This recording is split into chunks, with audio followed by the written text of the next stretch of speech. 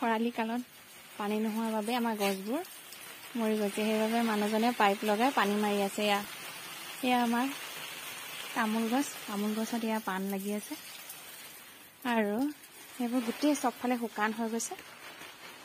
ইয়াত মই ভেন্দি গুটি দিছিলোঁ, এইয়া ক'ৰবাত ওলাইছে, ক'ৰবাত ওলোৱাই নাই। এইবোৰ হৈছে কণবিলাহীৰ গছ।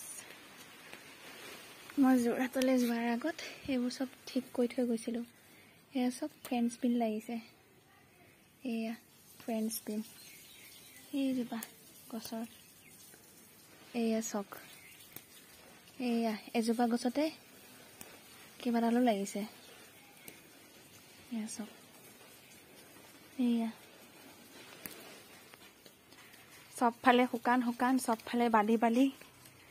এয়া আমাৰ বেঙেনা।